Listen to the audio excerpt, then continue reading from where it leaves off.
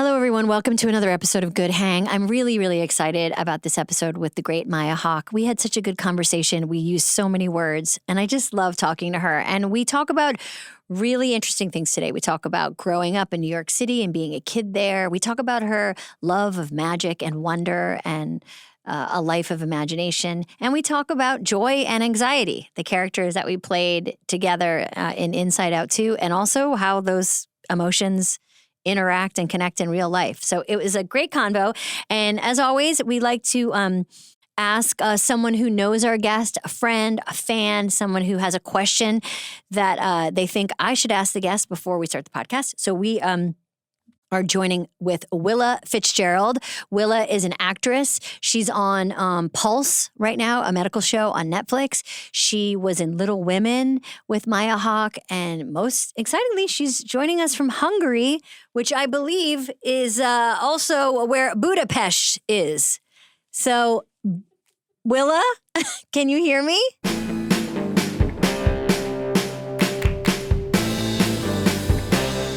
This episode is presented to you by Walmart. I'd like to say that I'm a pretty good gift giver, and for me, it's about making the extra effort to find the perfect gift. Walmart has the top brands we all love in one place. Nespresso, Nintendo, Apple, you name it. That's why it has to be Walmart for all my gifts this year. Guest Best Gift Giver Award goes to yours truly. Get the brands everyone loves at prices you'll love at Walmart. Who knew? Go to walmart.com or download the app to get all your gifts this season.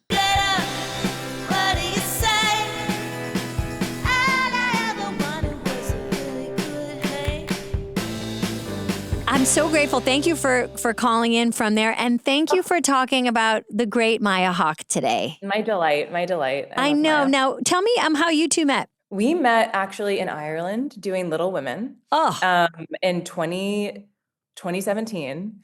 And I mean, we just fell in love, I think. That would be it was a love story. It was a love story for sure. You both were, she was playing Jo, you were playing Meg. What was it like to play Meg? What did you bring to this Meg? I feel like my personal mission was to bring a humanity to her. Because I feel like she's often sort of like she's like the too perfect sister a little bit, which is I think why people don't love her and relate to her. And she also feels a little bit out of our time in the sense that she makes very classically gendered choices with her life. And so I feel like my personal mission was just to like kind of elucidate why we should like Meg and why we should understand her as like a really kind of relatable, lovely character. And I think we did it. I think we did manage to pull that off. And here you are, two young actresses at the time joining this production. I think for Maya, it was her first big production. And what did you see in each other? How did you become friends? We really just like bonded because I had already been working, but I was suddenly kind of entering a new phase of my career where I was getting to do this project that I was like just so excited about. And it was her first job and she was so excited about it. And we just, we would like we were all staying at this hotel together outside of Dublin.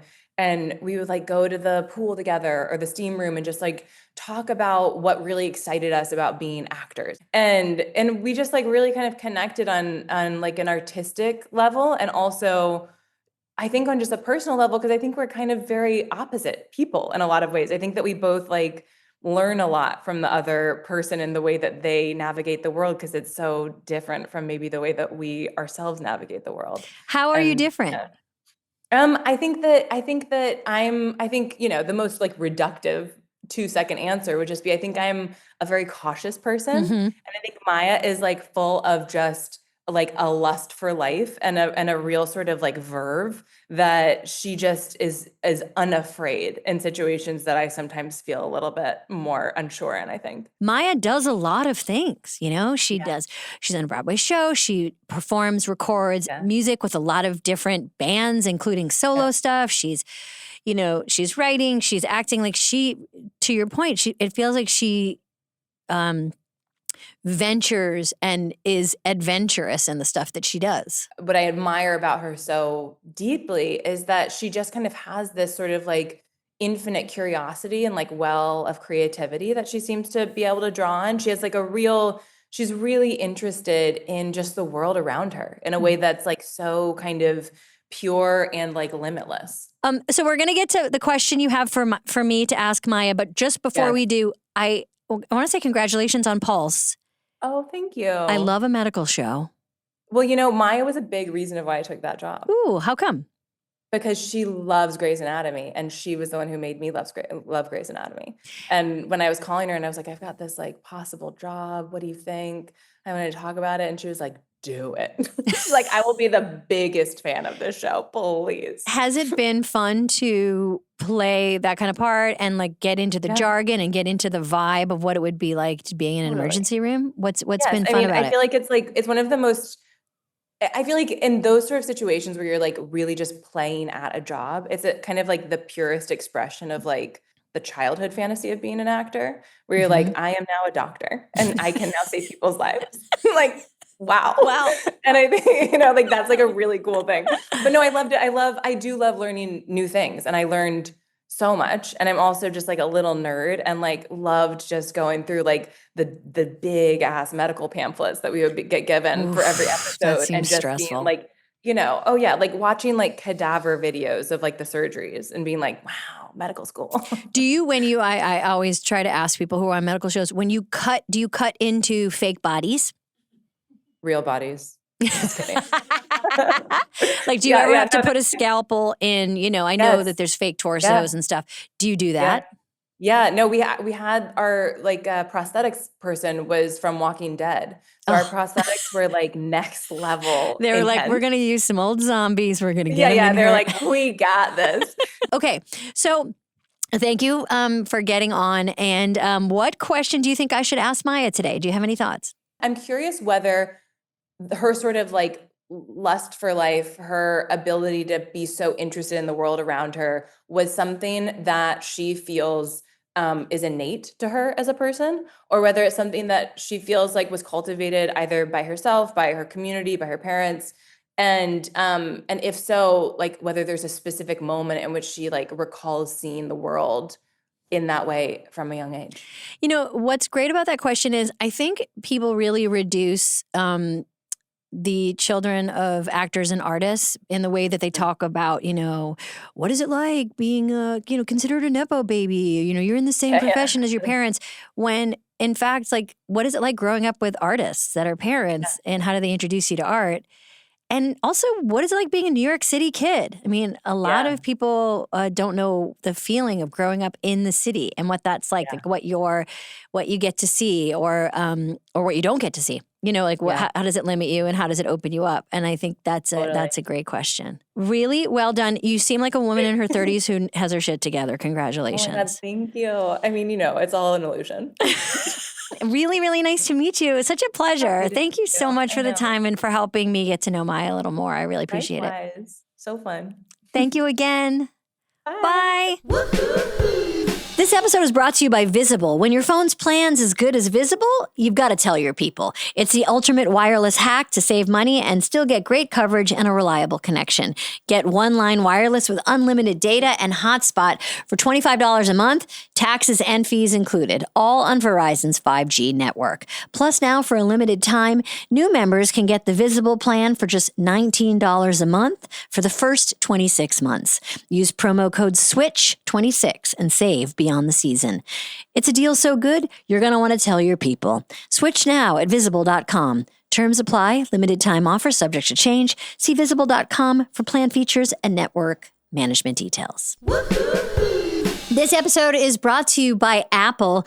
Before it was Good Hang, it was just an idea. I started with a mic and my Mac and a desire to have a good time with fun people and friends. And this show grew from a place where I thought, I'm going to have friends sitting next to me. We're going to hang out. We're going to laugh. We're going to go deep. We're going to stay shallow, whatever it takes. But no matter what you have an idea for, whether it's writing your own sitcom, creating a feel-good platform, forming a comedy crew, or even making the world laugh, go for it. You just need to get started. Your great ideas start on Mac. Find out more on apple.com/Mac. Maya Hawke is with me. Maya, I'm so happy to see you. I'm so happy to see you. We haven't seen each other in person since Inside Out 2 premiere shenanigans. Dude, that movie. I know. that movie made people so happy. I know. I feel so seen. What have you had people come up and say to you about that movie? It's been one of the great honors. My little sister was asking me the other day, she was like, do you get annoyed if someone asks you to do the anxiety voice? Or do you get annoyed? And I was like, not at all. Like, 'cause sometimes if someone wants me to go put on like an ice cream scooper uniform, I'm like, I'm done with the ice cream scooper uniform. But if there was a while where that wasn't true, but with this movie, that character, I've had so many people feel so seen by it, and like little kids feel so seen by it, and like it helped them understand their brain better. And like I'll get a call from a friend's parent, like from like a parent, a friend of mine who is a parent, not a friend's parent, and be like, hey, would you do a recording? Like my kid's going through this hard time. Would you record something in the voice for my kid? And I'll be like, sure. And I'll turn on the little speaker and be like, hi, I know it's really scary when parents have to go to the doctor's office, and I know that it makes you nervous, but the thing is, you just have to take deep breaths and trust that your daddy will be safe and that the doctors are going to take great care of him. And like and so I like will do things like that, and I don't mind at all. I love it because it's so. I know. I feel the same. I feel like you and I had a couple moments when we were doing press where we kept looking at each other like, whoa, this feels so much bigger than us. And the response of the movie was so beautiful. And I know that is very rare, to be in something good that people like, that people go to see, that is a good experience. Those don't always happen. And that is good for the world. And that is good. Like, I know. that's like, it's so rare to have it hit all those benchmarks. It's like a rainbow.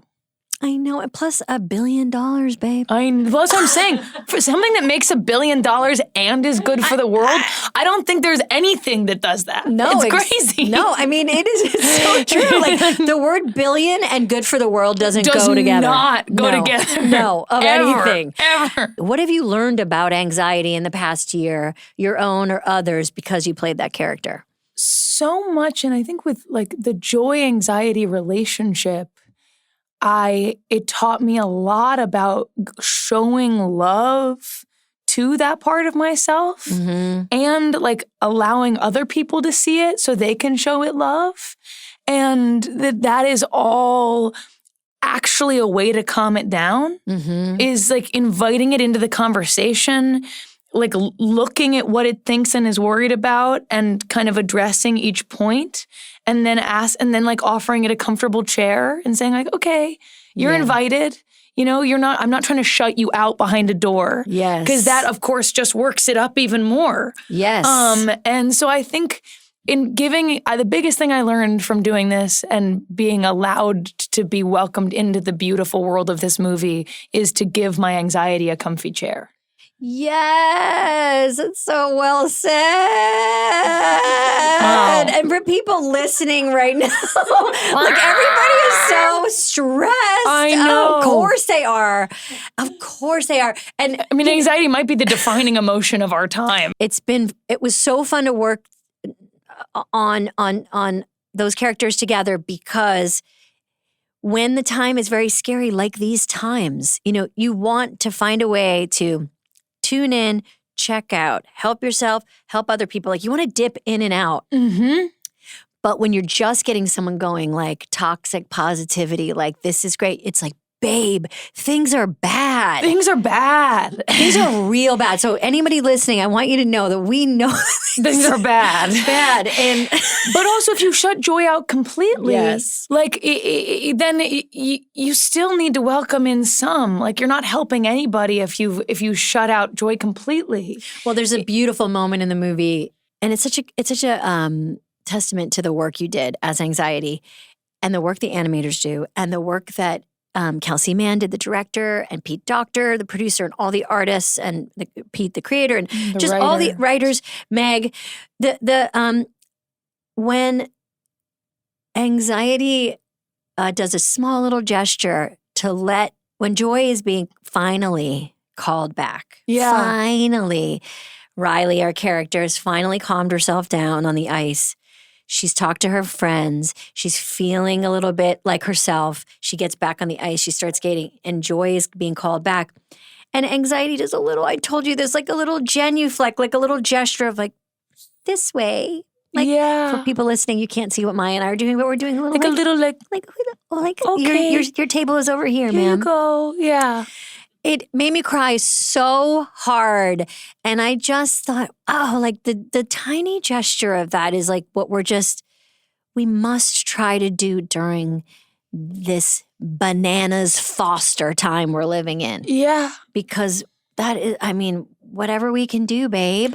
Well, and to make room for each other. Yeah. And to make room to get off of our phones, which we were talking about before we started rolling, but to get off of our phones where we're just being bombarded by like, here's a funny video of a cat. Here's a video of the apocalypse. Here's a funny joke that is offensive. Here's a funny joke that's your humor but would offend someone else. Here's another video of the apocalypse. Like, it's like to get out of that and into like, oh, here you and I are sitting with each other. Yeah. We're looking each other in the eyes. We can still do this. Yes. We can still talk and be and make space for each other. Yeah. And like, you know, look at the people around us, and that we have to make time to do that, even as we make time to try to figure out what is happening. I agree. And I kind of experience you as an old soul. Have you been told that?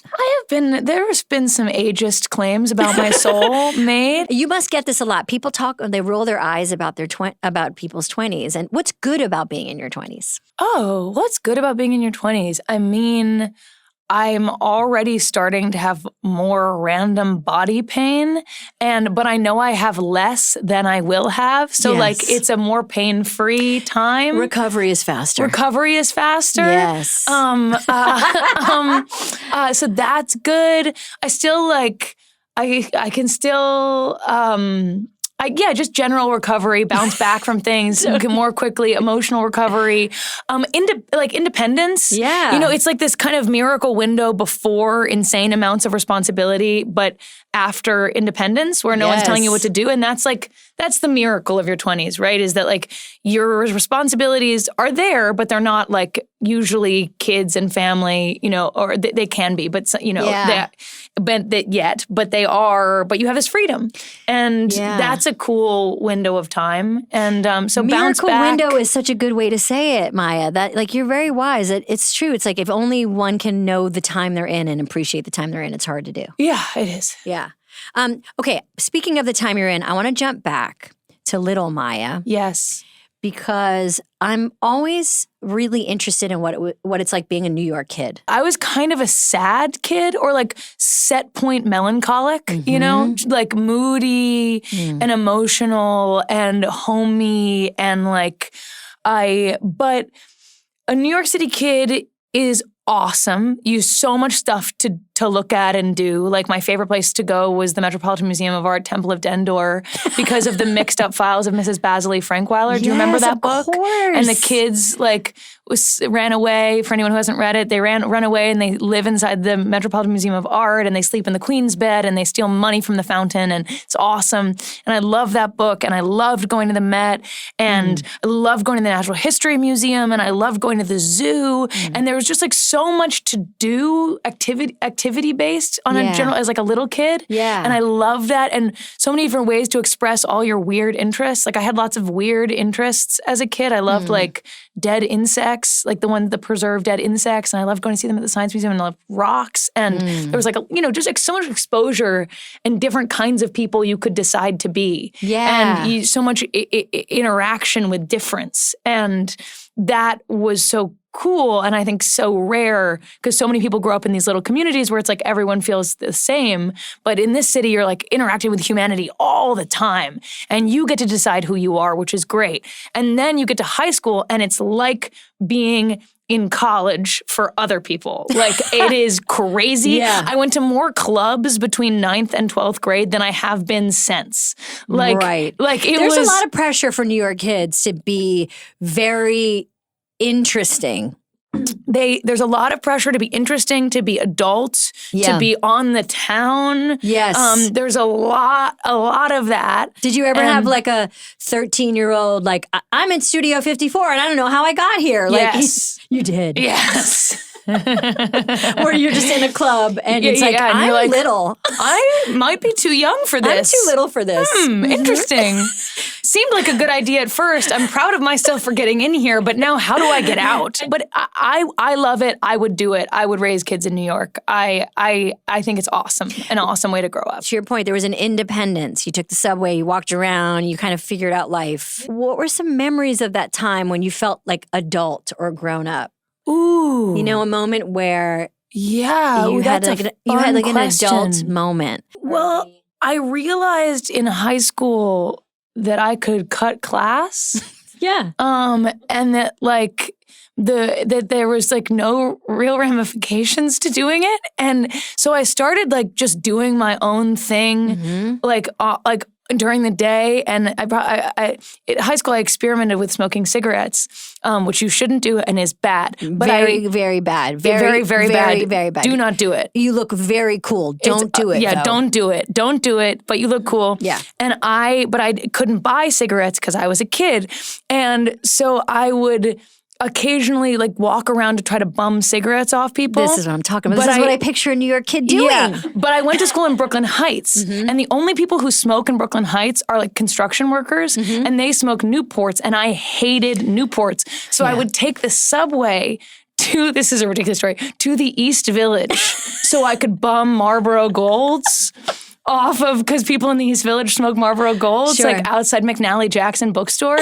And so I would like take this on my free period, my lunch break or whatever. I'd like be like, I won't go to math today. I'll just like take a double free period and I'll go take the subway to Greenwich Village or the East Village and bum a Marlboro Gold off some like intelligent, like handsome man smoking outside of a bookstore. Some documentary filmmaker. Yeah, some documentary filmmaker like sipping a cappuccino. And I was like, I am a grown-up and this is an adventure. Exactly the kind of story I pictured. Just getting on the subway for a cigarette. And then getting because you have a preference, a neighborhood-based cigarette preference. Utterly ridiculous. I mean, during that time, there was probably a sense of you when you knew deep down, even in high school, like, I'm not going to worry so much about math. I'm going to be an actor. Yes. I know what I'm going to do. When did you know you were going to be an actor? You know, when did you feel like, I'm going to really make this my job or my life?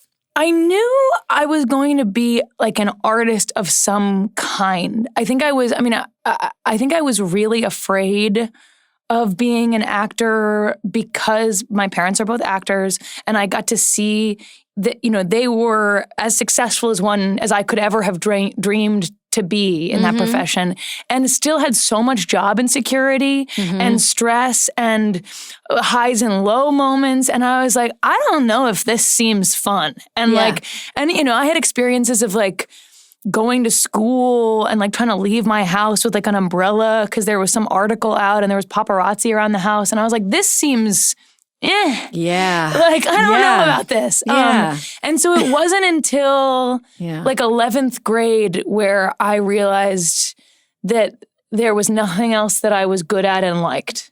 And I was like, you know, like I like this. I am good at it. I feel like this is my community. Like the other people who like this, I like them. And they put up with me and because they'll put up with anyone. You know, that's great about the theater community. They will put up with anyone unless you're mean. But So I would just like found my home and I was like, okay, I'll figure out that other stuff. This is what I want to do. Okay, that's a great segue into so we do this thing at the beginning of each show where we talk to people who know our guests. Oh no. Yes, and just to talk well behind their back. And it always kind of helps me figure out if there's questions I should ask my guest and also to get to know the guest more. And we talked to your friend Willa Fitzgerald. She's the best. She's the best. Now, you two met on the set of Little Women.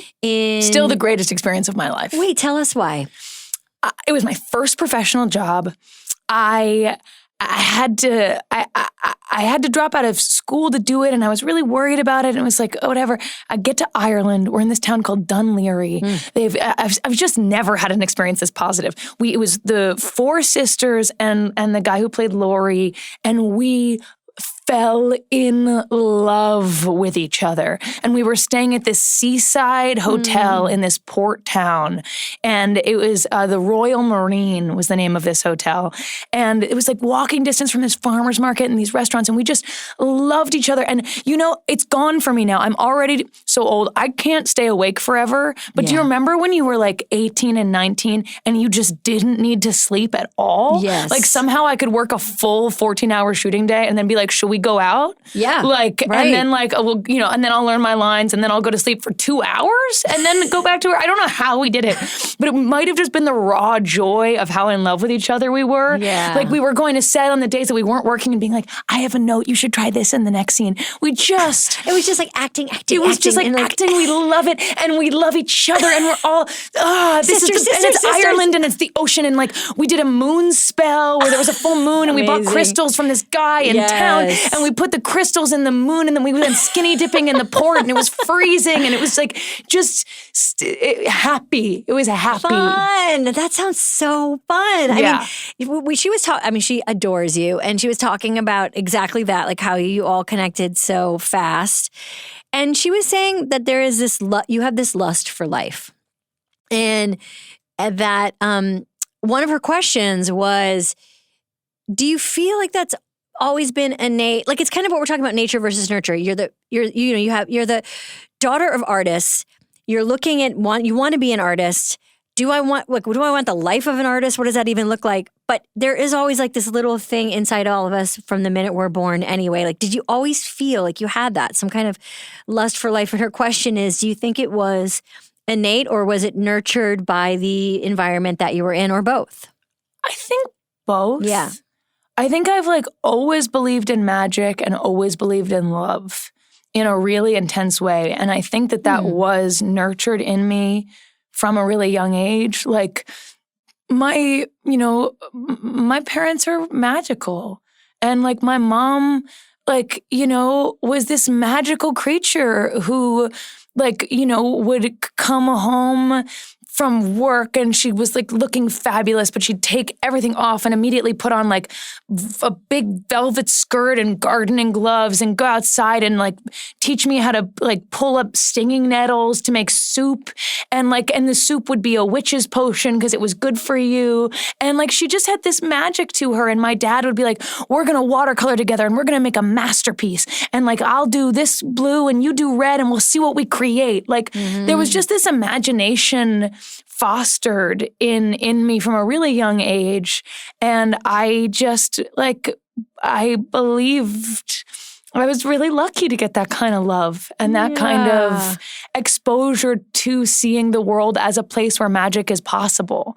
And it's like the luckiest thing ever to have that happen. And I think I always think about it as like the Harry Potter. You know in Harry Potter, how when his mom dies, she puts a spell on him that protects him from dying with love? I kind of remember. Okay, you kind of know this. I've read all of them out loud and I still...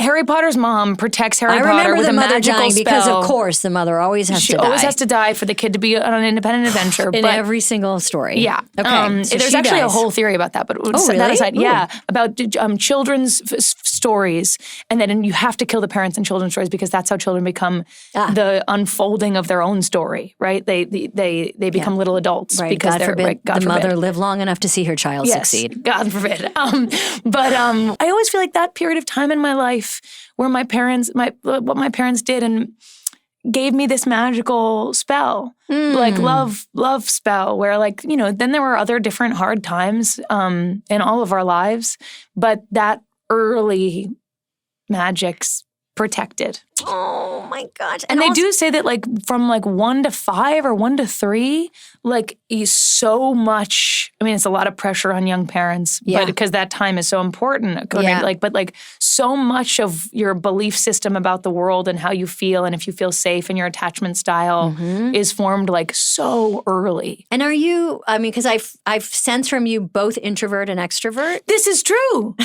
Oh my God, I got it right. You got it right. So tell me about that. How have you figured that out? Okay, I see myself as having 3 cups. There's the extroversion socialization cup, the alone time cup, and the with one other person having an intimate conversation cup.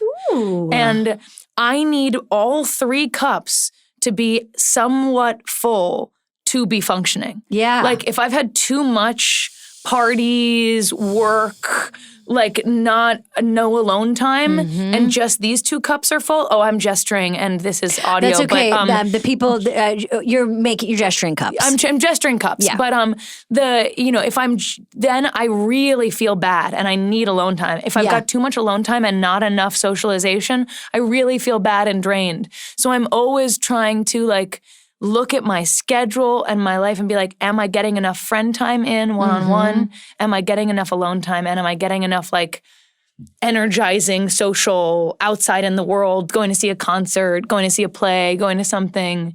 Like I need a little bit of everything. I love the cups idea. I do something similar where I think about a refrigerator and I think about magnets, and then in the best day ever, all 5 magnets are on the refrigerator, but I try to get 3. So it's like work, motherhood, friendship, spirituality, wellness, some kind of care, and what's my 5th magnet? A relationship. So it's like if you can get 3 out of 5, it's like today I was a good partner. Today I did like some good mom stuff and I worked a little bit. Or it's like no, today I took care of myself. Today I met with friends, and today I gave my kids some good advice. Whatever is the magnets that you can put on there. Very rare to get 5. Yeah, but you don't want to go too long without having a day that has, like, you don't want to leave one of them off. You get a dusty magnet. You don't want to get a dusty magnet. Yeah. You and I could sell the cup and magnet. I was just thinking we could this. write books. We could make these magnets. We could do separate podcasts just about this, and we could make billions of dollars, and it would be another good billion. And it would be like, with me today is Maya Hawke. Yeah. She's, of course, the inventor of the cup theory. Yeah. She brought me that theory when I was working on my magnet project, and together, we've got cups and magnets. We're touring the world. Yeah.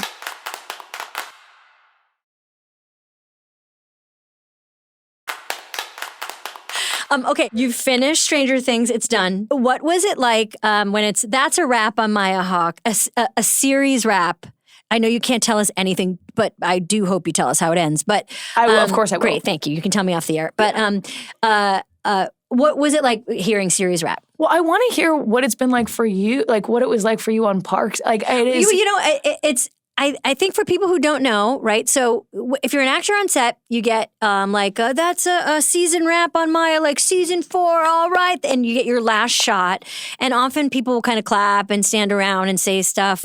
But series wrap is a big deal. And on a show like yours, which has been such a long journey for you and for everyone involved, and there's been strikes and there's been COVID in the middle of all of it, and everyone's gotten older and grown up and everyone's been watching and watching and watching. Yeah.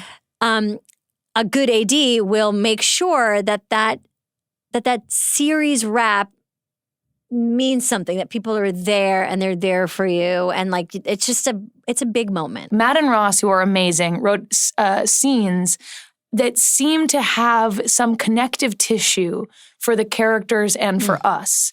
And on this last day of shooting, we got to film these scenes that had this beautiful connective tissue. And I actually think I learned something about acting that day and being present in your own emotion as a person and the emotion of the character and allowing those 2 wires to connect. Yeah. And I my life has been changed as an actor. The way that I act has changed since that series wrap day. And it was so emotional. I cried all day long from beginning to end in these kind of crashing waves. And I love everybody on that show so much. And it's shaped me so much. And we've been on such a long, complicated journey together. Started when you were, 19? I started when I was 19, which is lots of them started at 9 and have been doing it for 10 years. And I've been doing it for 7 and started at 19. So, I mean, I got nothing on them. But it's funny that you've been on a show for 7 years and you still think you're the new kid. Exactly. That's crazy. I do. I do still think I'm the new kid. And but it was really emotional and I don't know if I'll ever have another experience like it. Yeah, I mean, congratulations on that show. Your work is so good. That show is so great. And it really, I mean, just to, I'm sure you can feel the anticipation growing. I can't even imagine the press junket you're going to have to do when this show comes out. It's going to be crazy. It's going to be bananas of how you're going to be talking about, that show feels like, I don't know, that the audience has been through it with you too. Like it feels like the audience has also been through it. Yeah. I guess is the only way to say it. That the kids on the show and the audience have not had an easy couple of years. No. And there's something about it that feels very cathartic about the end of it. Yeah, and I don't even know if I'm right about this, but I've always seen the upside down as a metaphor for depression and anxiety. Mm-hmm. And in some ways of your teen years, it's really hard to be a teenager. And the hormones that get released, the new emotions that get released of depression and anxiety and self-awareness and self-consciousness. It's like a hard period of life to survive. Mm-hmm. And I've always seen the upside down as this, portal that opened up to all those emotions for these young people and navigating one's way out of it and through community and bravery and friendship. It's really emotional. And the allegories to what's going on in the world right now are plentiful. Yeah. And it means a lot to me to get to be a part of something like this because it's really a once-in-a-lifetime thing, these adventure stories and these hero stories about kids, and groups of kids grow up with this. They grow up simultaneously with you. And I'm so grateful. It's such a special thing to get to be a part of. That's so awesome. And you and your friends like Joe and Sadie are doing music, you're on stage, you're all doing a bunch of things together at the same time. Can I talk about your music for a second? Yeah. Because I would be curious your relationship to, you're such a talented and multi-talented artist who can do a lot of things very well. Thank you. And what I imagine for you, what I picture in the future is us hearing you writing and directing and producing and doing so many things as well as acting and music. But right now you have two very big careers in what are, it sometimes feel like very disparate ways of participating in the arts. It's like if acting is one kid and music is the other. Who's my favorite kid? Yeah, who's your favorite kid? Well, okay, first of all, I don't always do a good job balancing. I don't have a favorite kid. I love creativity and I love storytelling. And I see them as completely connected. And if there was an outlet in the wall with two plugs, it's like different lamps that you plug into the same power source, is how I feel about it. That said, I'm a much more trained actor than I am a musician. And I'm a much more confident actor than a musician. Walking onto set or onto stage, a rehearsal period, is where I feel confident and comfortable. And I feel like I know the rules and I know how, I like it there. And I feel really grounded. Music is really scary. And it terrifies me. Performing live terrifies me. Writing terrifies me. What people are going to make of my lyrics terrify me. It's all really scary. So it's the same power source. One of the lamps is a scary Halloween lamp that I don't totally know how it works. And the other lamp is my favorite bedside nightlight or something that's this is my comfort zone. And if you want to listen to Maya's lamp workshop, you need to go to the Beverly Wilshire. You need to go to Cups and Magnets. And Lamps and Magnets. Cups and Lamps and Magnets. No, it's so true. We've got a whole product line. Just to manifest, just for a second for fun. Do you ever, think about writing a musical? No. Ooh, do you think about writing a musical? But that's not what you were going to say. Oh my God, but what musical do you want to write? I don't know. Yes. Okay, the answer is yes. So great, write that. Okay. But do you ever have a fantasy of being on stage singing and singing with someone who you deeply, do you have an artist whose voice, a musical artist whose voice you fantasize about harmonizing with and singing with? Alive or dead? I have a lot of different people that I love. I am terrified of harmonizing. You are?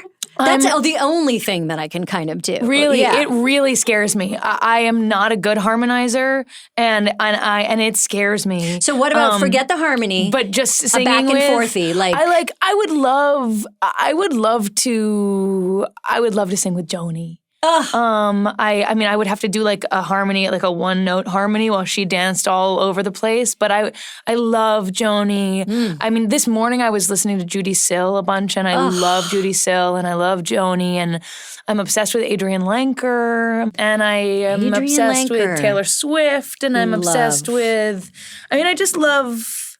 You love female singer-songwriters. Yeah.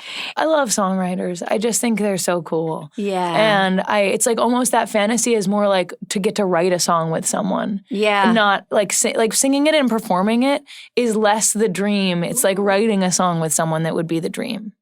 Ooh, I love, okay. And speaking of writers and artists, you have worked with in films, you've worked with really talented distinct voices: Wes Anderson, Bradley Cooper, Quentin Tarantino. That experience of getting on a set with someone who feels like they have a very strong sense. Do you like that? You like being in someone's simulation, basically. Do you like jumping in there? Yes, I find it extremely fun and really relaxing. Yes. You were in Once Upon a Time in Hollywood with like 5 actors. You were all playing Manson people, Manson-ish people. Manson-esque. And did your mom give you, Uma Thurman is your mom, did she give you any advice about working with Quentin? Keep your shoes on. Keep your shoes on. Baby, keep them on, baby. And you're going to try to get... Keep them on, baby. Keep them on. Keep those shoes on. Perfect advice. Perfect. Did she come to the set? No. Yeah, it's weird to have your parents come to set. Yeah. I know. It's just, I don't even find it weird. She just wasn't in town. Well, I don't like we're New anyone Yorkers. It was L.A. Right. She's like, I'm not going to LA. No, I have too many things to do. I've been to that set. Because I was a set kid. I think it's the best place on earth. Okay, tell me about sets you were on when you were a kid. Oh, so many. I mean, one of the most memorable ones was the set of My Super Ex-Girlfriend, because I got to get into the flying suit. Ooh. And there's a movie that my mom did. It's really good and really funny. But she was a superhero, and so she flew in it. And I got to get into the thing and like fly across this studio. But really the thing I remember about sets is they all blur together, except I love Crafty. Mm-hmm. And I loved it was like this safe little world where I could be alone. So like no one needed to be watching me. I could walk over to Crafty and take cookies and M&Ms and gummy bears and get them, and I could go watch the stunt people practice, and then I could go watercolor in the trailer, and I could go to the costume shop and help them sew. And it was just like Disneyland, basically, where I was independent and left alone and allowed to explore and allowed to just like park my butt at the monitors and watch take after take after take after take. And it's really where I fell in love with acting, was backstage at the theater and on set. And so I think it was the most fun thing ever. What always shocks me is when I invite people to come to set that they don't want to come. Right. And when they come, they get bored. I'm like, what do you mean it's Disneyland? And they're like, you just did the same scene 9 times from one direction and then moved the camera and are doing it 9 more times. How on earth is this like Disneyland? This is so interesting. I'm the exact opposite. People want to come to set because they seem like it's interesting. Yeah. And I say, it's not. It's boring. Well, it's very true. And I will say one of my favorite things in the world generally is to be not busy around a busy person. So I still like to go with people to set because it's where I'm the most at peace, because all my cups are getting filled. I'm not alone, but there's tons of exposure to people if I want it, but I can be totally alone and not busy and just like reading my little book somewhere, and it's fine. So it's got this like social, not social, privacy, all these different things all at once. And it feels so good to me. It's like such a nice way to spend time with someone, is like 5 minutes when they have a break. Hi, how are you? That was cool. That was good. Goodbye. I'm reading my book again. Like I love it. So I think there's something I really love about visiting other people on set and having visitors on set when they feel like I do. And you brought up the cup system, and just once again, for $59.99, you too can learn Maya's cup system. It comes with a workbook. We do a in-person. You have to watch a 7-minute video before a paywall. Yep. It's gonna be great. We're going to be in Reno, November 15th. We're very excited. Okay, and then the other question I wanted to ask you is, because you played anxiety. The world is anxious. You're really in touch with those feelings, and you take great pride, I think, in being part of like a big discussion about it. What do you listen to, watch, read? How do you make yourself laugh? Like, what are you getting? Where are you getting your joy? Where are you getting your joy from? Where am I getting my joy from? Well, recently I got a lot of joy from the Fourth Wing book series. It's fantasy. It's like romantasy, fantasy, dragon college, basically a dragon war college. And that was my escapism of choice. Unfortunately, you said so many things just now. Okay, so say again. It's called The Fourth Wing is the name of the first book, and it is a dragon college. It's a war college for dragon riders in a fantasy universe. Yes. It's romantic. It's very sexy. I've been looking for a new fantasy. Is my new I never thought it would be a genre I'm into. I'm so into it. I felt the same way. I'm so into it. Have you read The Name of the Wind? No. Okay. Patrick Rothfuss. Rothfuss. Rothfuss. He wrote a book called The Name of the Wind. Okay. And it is a series. It's part of the King Killer Chronicles, and it's a fantasy novel, and it's basically just the story of a child who grows up in an inn and how he becomes like this king killer. It's cool, but it's very like school to train to get to the thing. Give me a training sequence. I love it. Make me into the person I was always meant to be. I know. I love it too. Force me to do it. Right. And just, oh my gosh, I love that because what do you like about The Fourth Wing? What did you like? There's incredible hardcore training sequences. Yes, there's a very hot guy who's like he's a rebel and like maybe he's bad, except obviously the bad guys are actually the good guys and the good guys are the bad guys and you have to figure that out and it's awesome and he like trains her because he's like their lives get wed together, spoilers, and like he's like you have to live so that I can live. Yes, and so he's like do sit-ups and she's like okay and it really works for me is all I can say. Do sit-ups. You gotta have a strong core if you're gonna fight those dragons. Core. Those dragons go right for your core. You gotta, and she's like stabbing him with knives, and he's like, "Yeah, good job. You know, it's amazing." And do you read or listen? I read those. I do both. I do a lot of audiobooks, but I've recently been trying to get back into paper books. And so that's been bringing me joy. Love that. I watch piles of TV. I love comedy. Recently, I loved The Studio. That was really fun. So funny. It wasn't Han. So funny. I mean, the sartorial choices in that alone, but were incredible. The way that character is so ridiculous.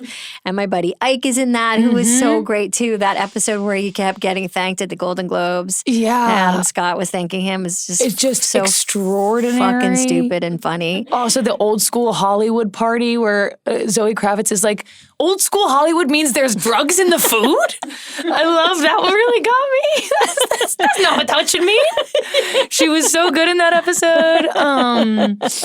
Yeah, so I've been doing that. Would you ever like? I mean, I guess Stranger Things is like it's like current fantasy. I mean, that's fantasy. Yeah. But would you ever want to? Yes. Okay. Great. I don't need to finish it. Because I think that what I'm getting, I really don't need to finish it because what I'm getting from our convo today is like story, adventure, fantasy, the kind of bigness of life is like what energizes you. Like you're excited about the next, like you're really looking for, you have like a really big capacity for big swirly ideas. Yeah, I really love them. I mean, not to mention that like almost all of the best fantasy is about humans banding together to take over fascist regimes. Like it's just a general theme. Yes.